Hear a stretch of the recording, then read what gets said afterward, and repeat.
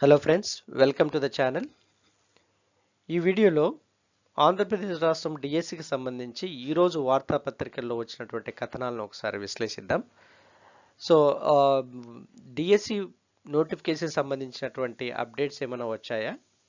So ఈ ప్రభుత్వ వర్గాల నుంచి ఏ విధమైన సమాచారం వచ్చింది డిఎస్సికి సంబంధించి, లేదంటే రాష్ట్ర విద్యాశాఖ నుంచి ఇంకే విధమైన సమాచారం ఏమైనా వచ్చిందా డిఎస్సికి సంబంధించి అన్నటువంటి విషయాలను ఇక్కడ చర్చిద్దాం. ముందుగా ఒక అప్డేట్ ఏంటంటే 50,000 ఉపాధ్యాయ పోస్టులు రాష్ట్రంలో ఖాళీగా ఉన్నాయి, వాటిని భర్తీ చేయాలన్నటువంటి ఒక స్టేట్మెంట్ వచ్చింది.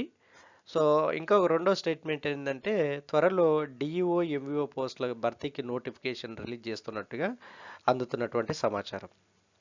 సో ఇది ఆ, ఎవరు ఎవరు ఈ స్టేట్మెంట్స్ ఇచ్చారు, సో ఇది నోటిఫికేషన్ ఎప్పుడు ఉండబోతుంది అన్నటువంటి విషయాలను ఇక్కడ వార్తాపత్రికల్లో వచ్చినటువంటి విషయాల్ని ఇక్కడ నేను చర్చించడం జరిగింది ఈరోజు.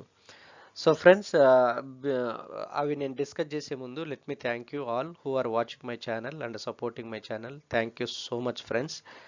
Friends, please like my videos, share my videos and subscribe my channel. I request you all please recommend my channel to your friends, those who are preparing for competitive exams, especially TET and DSC exam. ఎందుకంటే ప్రతిరోజు నేను డిఎస్సికి టెట్కి exam సంబంధించినటువంటి updates ఏ రోజుకు ఆ రోజు పొద్దున్నే ఆ వార్తా కథనాలకు సంబంధించినటువంటి అప్డేట్స్ తీసుకొని వస్తున్నాను. So you can keep watching for latest updates.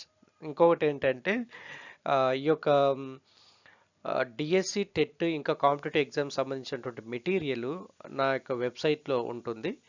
నా వెబ్సైట్ లింక్ ఈ వీడియో డిస్క్రిప్షన్లో కింద ఇచ్చాను. సో వెబ్సైట్లోకి వెళ్ళి మీకు కావాల్సిన మెటీరియల్ మీరు డౌన్లోడ్ చేసుకోవచ్చు. సో ఇప్పుడు మనము ఈరోజు వచ్చిన వార్తా కథనాలని విశ్లేషిద్దాం.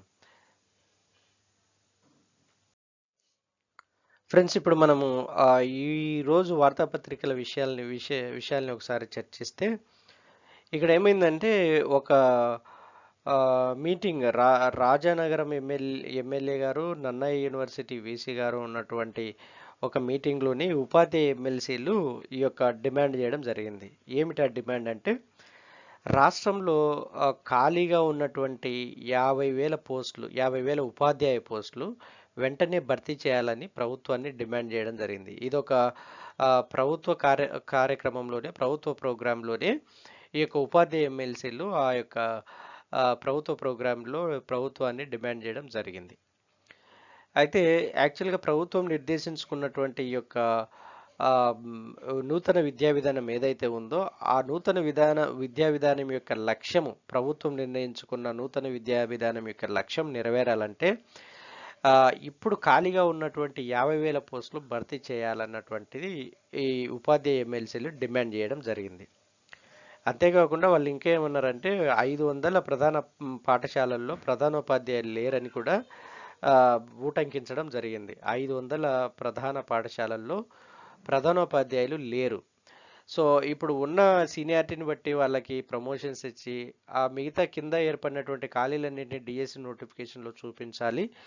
సో ఈ విధంగా మీరు దాదాపు 50,000 ఉపాధ్యాయ పోస్టులు ఖాళీ ఉన్నాయి, వీటిని వెంటనే భర్తీ చేయాలన్నటువంటిది ఉపాధ్యాయ ఎమ్మెల్సీలు డిమాండ్ చేసినటువంటి, ప్రభుత్వాన్ని డిమాండ్ చేసినటువంటి అంశం.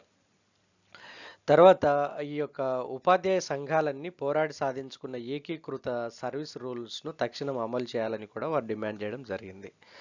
సో ఫ్రెండ్స్, యాక్చువల్గా ఈ మనము ఇంతవరకు చెప్పుకుంటున్నట్టు 30,000 పైచిలకు ఉద్యోగాలు అనుకున్నాము, ఉపాధ్యాయ ఉద్యోగాలు ఖాళీలు ఉన్నాయి రాష్ట్రంలో అనుకున్నాం. కానీ సో అన్ని లెక్కలు బట్టి చూస్తే, అంటే అన్ని ఏది లాస్ట్ 2018లో ఫిలప్ అయిన తర్వాత మిగిలిన 7,500 పోస్టులు, తర్వాత అప్పటి నుంచి ఇప్పటి వరకు రిటైర్డ్ అయినటువంటి ఉపాధ్యాయులు ఒక 20,000 పోస్టులు, తర్వాత ఇప్పుడు నూతన విద్యా విధానంలో వచ్చినటువంటి మార్పుల వల్ల ఏర్పడినటువంటి ఒక 15,000 పోస్టులు, ఇవన్నీ కలిపితే దాదాపు 50,000 పోస్టులు ఖాళీలు ఉన్నట్టుగా మనకు అర్థమవుతా ఉన్నాయి. సో ఈ యొక్క 50,000 ఉపాధ్యాయ పోస్టులను కలిపి ఒక మెగా డిఎస్సి నోటిఫికేషన్ రిలీజ్ చేయాలన్నటువంటిది ఒక ఉపాధ్యాయ ఎమ్మెల్సీలే కాదు, ఇటుపక్క ఉద్యోగ సంఘాలు కావచ్చు, ఉపాధ్యాయ సంఘాలు కావచ్చు, ప్రధానోపాధ్యాయుల సంఘాలు కావచ్చు, ఏటీఎఫ్ కావచ్చు, వీళ్ళందరూ డిమాండ్ చేస్తున్నటువంటి విషయం. సో ప్రభుత్వం ఈ క్యాలెండర్, ఇప్పుడు సంక్రాంతి రోజున క్యాలెండర్ ఉంటుందంటున్నారు, జాబ్ క్యాలెండర్.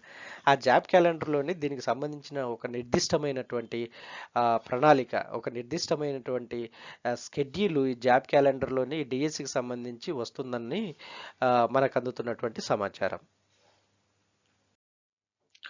తర్వాత రెండో అంశంగా